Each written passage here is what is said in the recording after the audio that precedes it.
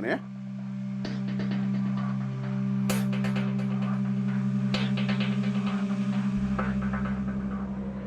आई तुम्ही इथे? हा, काही नाही. सोनियाताई आल्या होत्या ना, म्हणून मग मी पण आले. हो, आम्ही ॲक्च्युली बाहेर चाललो होतो. म्हटलं फिरून यावं जरा, नाही का? मी म्हटलं आपल्या घराच्या मागे एक असा ब्युटिफुल रोड आहे, ब्युटिफुल ट्रीज आहेत. म्हटलं त्यांना जरा दाखवून यावं, नाही का? मग इथे? हो, इथे जरा ईशाला सांगायला आलो होतो आम्ही. म्हटलं जाता जाता सांगून जावं. नाहीये का ईशा रूम मध्ये? हां, ती रूममध्ये नाही आहे. तुम्ही सांगाल का ब्रोइनला तिला? शुअर. थँक्यू. येते हा जावे बाबा.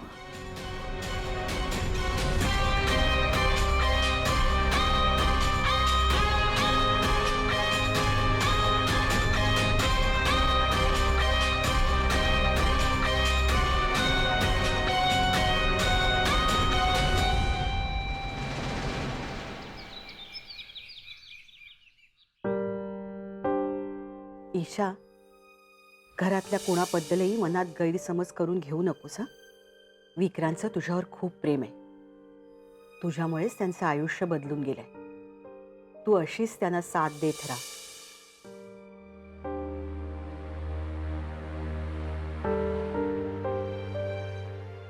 आईसाहेबांना मी नाही विचारू शकले गजा पाटील बद्दल. सर्जेराव काकांना विचारू? सर्जेराव काका, जी ताई सर.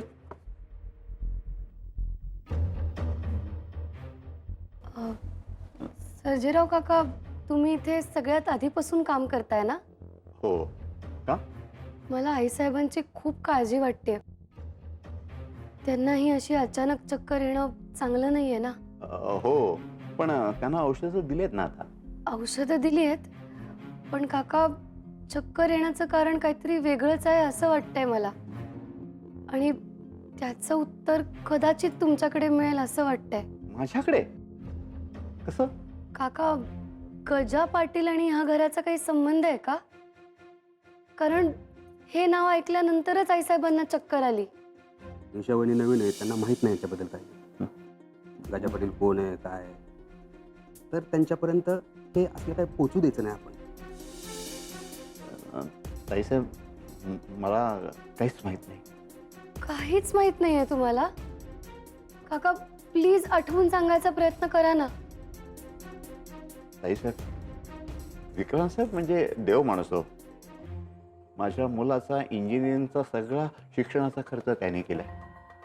आता काही दिवसांनी रिझल्ट लागेल, सगळ्यांना जॉबचं टेन्शन असेल, पण माझ्या मुलाच्या जॉबची व्यवस्था सुद्धा त्यांनी करून ठेवली आहे.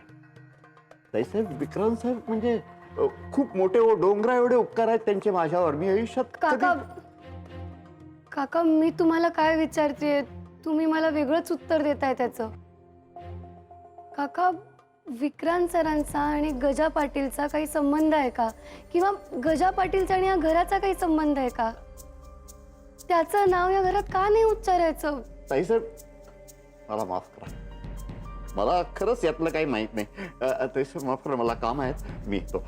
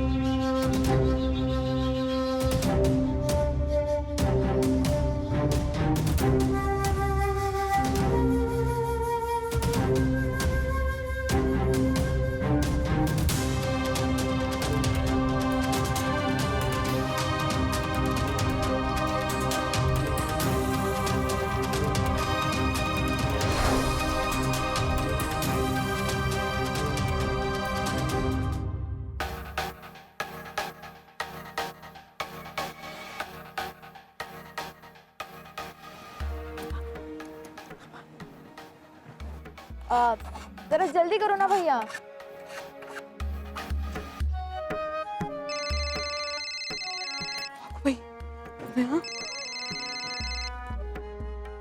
हॅलो, हा निमकर बोला.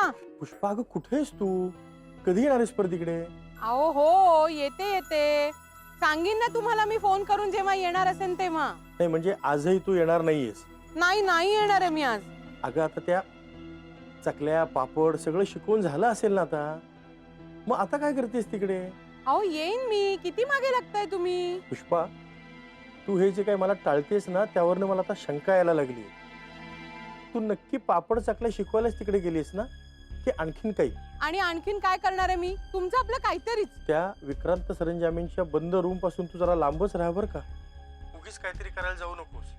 मला आता सारखी तीच शंका येते. बोलले, माझ्या डोक्यात त्या खोलीचा विचार सुद्धा नाहीये. नाही तसं असेल तर चांगलंच आहे, पण हे बघ आपल्या वागण्यामुळं आपल्या मुलीच्या संसारात उगीच काहीतरी प्रॉब्लेम यायला नको.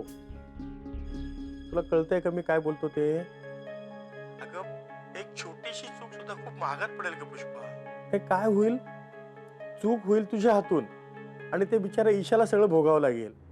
काय म्हणतोय कळतंय ना? विचार कर. हो, ठेवा फोन निमकर. ठीक आहे, लवकर ये परत.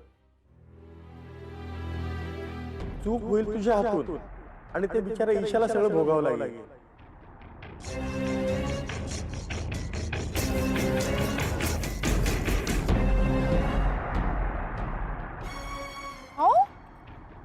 भैया, ये पैसे हमको नहीं करनी है चाबी. हाँ. हो काय करताय? What are you doing? अहो सोनिया ताई नको करायला किल्ली. चला तुम्ही घरी चला. हो तुम्ही दुसरी करा, दुसरा ले लीजिए. नको खरंच नको. नाही करणार हा भैया. अहो ईशा आणि जावई बापूंमध्ये विघ्न नकोयत मला. चला तुम्ही. हो पण होत आलीये मी. द्या पैसा. हा चला.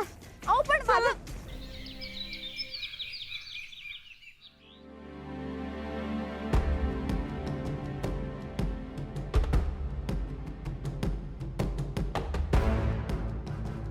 परांजपे सर, प्लीज तुम्हाला गजा पाटील बद्दल काहीही माहिती असेल तर मला प्लीज सांगा. ईशा मॅडम, त्याचं काय आहे ना की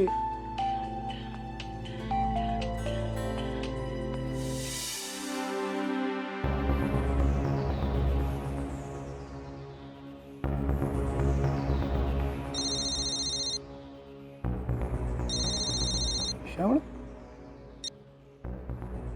hello Isha madam, good morning. Hello Paranjpe sir, 2 मिनिटं बोलू शकतो आपण? असं काय विचारताय? बोला ना ईशा मॅडम. परांजपे सर, आपण त्या दिवशी गजा पाटील बद्दल बोलत होतो.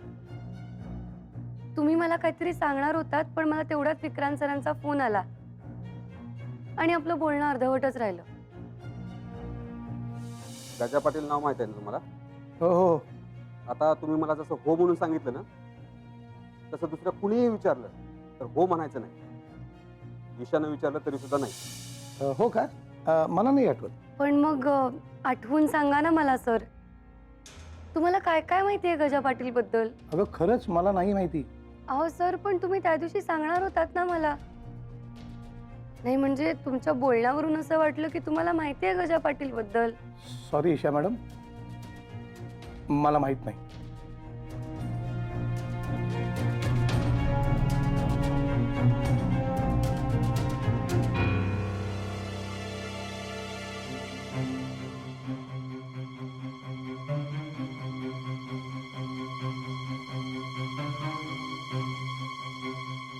सर, तुम्ही इथे कधी आलात? ईशा, तुझा माझ्यावर अजूनही विश्वास नाही. सर असं का म्हणताय तुम्ही? मी तुला म्हणलं होतं की त्या रूम मध्ये तू कधीही जाऊ शकतेस. मी तुला किल्ली सुद्धा दिली होती. त्या रूम बद्दल असे अचानक का बोलताय? कारण अचानक तू तिकडे जाण्यासाठी पुन्हा प्रयत्न सुरू केलेस. मी? तूच. आणि तेव्हाच तू मला म्हणाली होतीस की मी त्या रूम मध्ये तेव्हाच जाईन सर जेव्हा तुम्ही मला आपणहून तिथे घेऊन जाईल.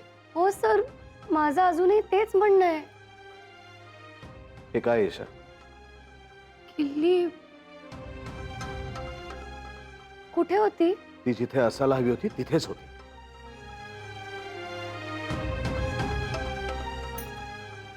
पण यावर पाहिलंस काय? साबण लागलाय किल्लीवर. तू साबणावरती किल्लीचे ठसे घेऊन डुप्लिकेट किल्ली करायचा प्रयत्न करत होतीस.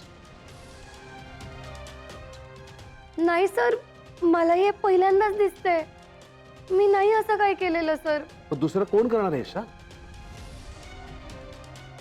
मग त्या रूम मध्ये जाण्यात तुझ्याशिवाय अजून दुसऱ्या कोणाला इंटरेस्ट आहे? सांग ना, सर अहो, सांग ना ईशा. जावई बापू थांबा, तिला नका काही बोलू, तिची काहीच चूक नाहीये यात. ईशाची मॉम, तुम्ही कशाला मध्ये पडताय ना? तुम्ही जरा हो, असं कसं करताय सोनियाताई? हा, तिने जी चूक केली नाहीये त्याची बोलणी तिने का खावी? जावई बापूंचा विश्वास उडेल ना तिच्यावरचा. आई अगं काय बोलतेस तू?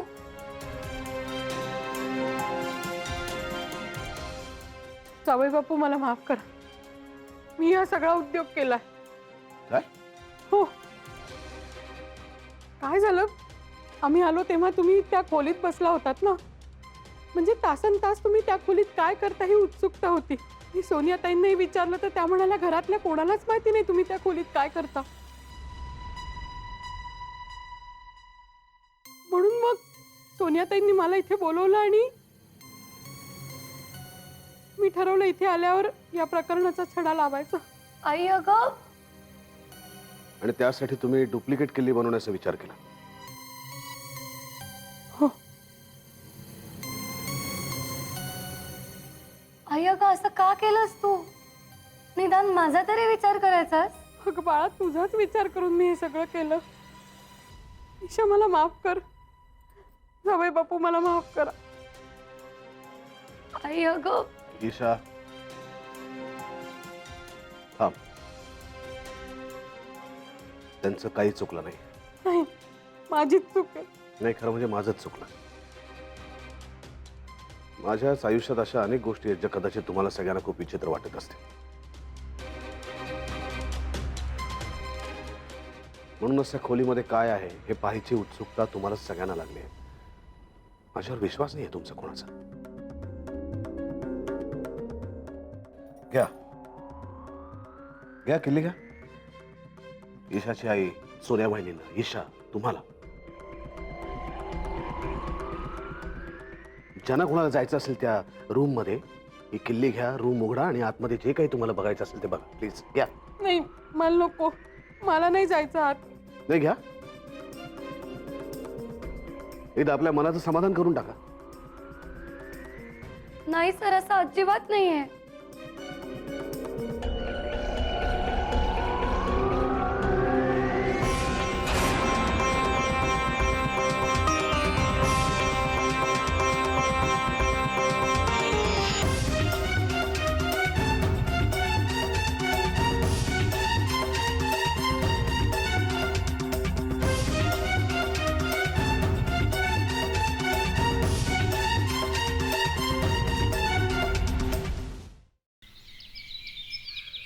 तू तिला किल्ली देऊन आलास? मग काय करणार? दुसरा पर्यायच नव्हता काही. दुसरं काय करणार म्हणजे? हा, दुसरं काय करणार म्हणजे? तिने जाऊन दरवाजा उघडला तर मग? हे बघ, ईशाचा माझ्यावरचा विश्वास कायम ठेवण्यासाठी मला किल्ली तिथे ठेवून येणं भाग होतं. हे बघ, ती ना तुझं प्रत्येक प्रेडिक्शन ना चुकीचं ठरवते. तुझी विश्वासाची नौका आहे ना ती डुबायला लागली आता. हे बघ, असं काही होणार नाही. डोंट वरी. समजा तिने दरवाजा उघडला तर? ईशा तसं करणार नाही. माझा तिच्यावरती विश्वास आहे, म्हणूनच मी किल्ली तिथे ठेवून आलोय. म्हणजे जरा माणसाच्या सायकोलॉजीचा अभ्यास करायचा. हे बघ, आपणच त्या माणसाला गिल्ट द्यायचा असतो. उलटा तेच करून आलोय. त्यामुळे ती स्वतः तर रूम जवळ जाणार नाहीच, पण ती कोणाला तिथे फिरकू सुद्धा देणार नाही. अरे येडी आहे ती. आणि आजकाल तू जाम ईशाला घाबरायला लागलास ना. कारण तुझी बायको आहे ना ती वागते तशी. माझा नाही विश्वास. तुझ्या विश्वासाला भीक न घालता तिनं दरवाजा उघडला ना तर आपली फुल अँड फायनल वाट लागणार.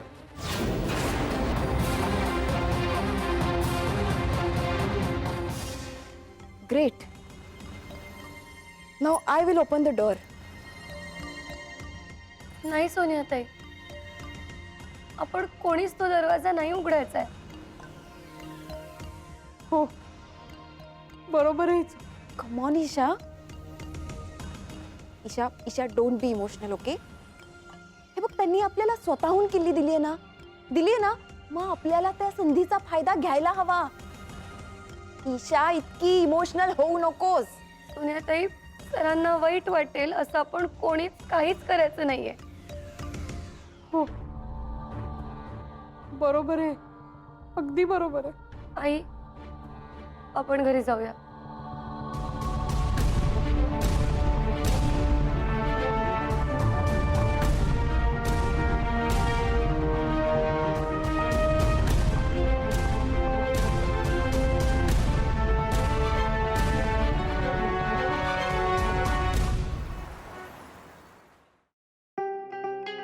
May I come in, sir? Yes please.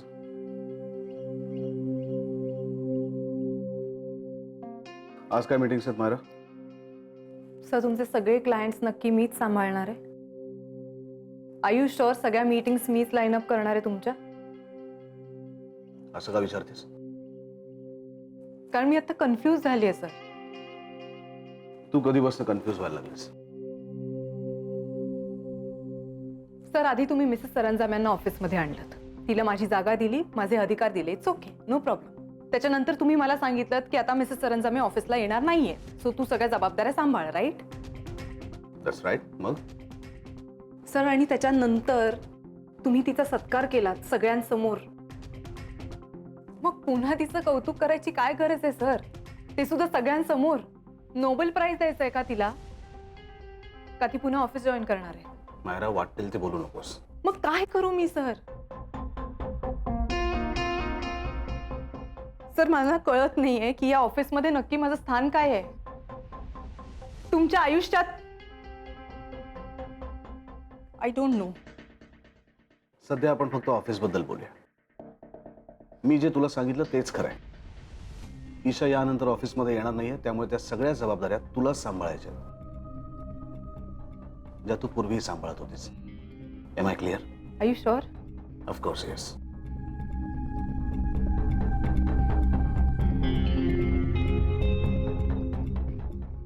I am sorry and thank you very much. Myra, yes sir. Smile please. I'll be back with all the appointments.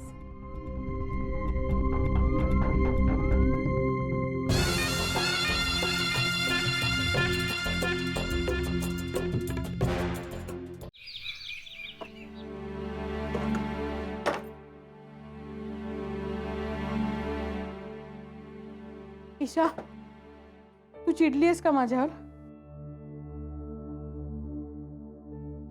अगं, मग अख्ख्या प्रवासात तू एकदाही बोलली नाहीस माझ्याशी.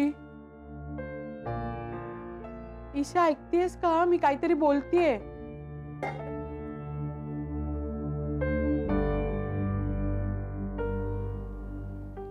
ईशा, मला माफ कर.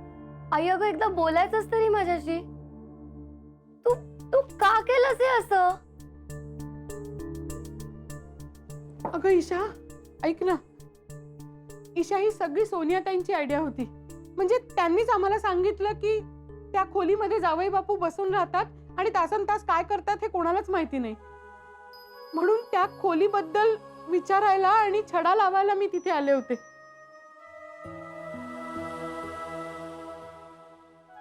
बघ, हे तू असं वागतेस आणि म्हणतेस मी चिडायचं नाही तुझ्यावर. आई, अगं कोणीही हे असं वागलं तर राग नाही का येणार मला? हो ग बाळा, मान्य आहे. पण ईशा, मी ती डुप्लिकेट किल्ली नाही केली. म्हणजे आम्ही गेलो होतो तिथे, पण बाबांचा फोन आला की पोरीचे आयुष्य उद्ध्वस्त करू नकोस, म्हणून मग मी नाही केली ती डुप्लिकेट किल्ली. आई, मला रागापेक्षा वाईट वाटतं या सगळ्याचं. सर सुद्धा दुखावले गेले त्या सगळ्यामुळे. ईशा, मला माफ कर. पण एक सांगू, हे जे काही आता बोललीस ते बाबांना बोलू नकोस. मला काहीही वेगळं सांगायची गरज नाहीये. सगळं ऐकलंय मी.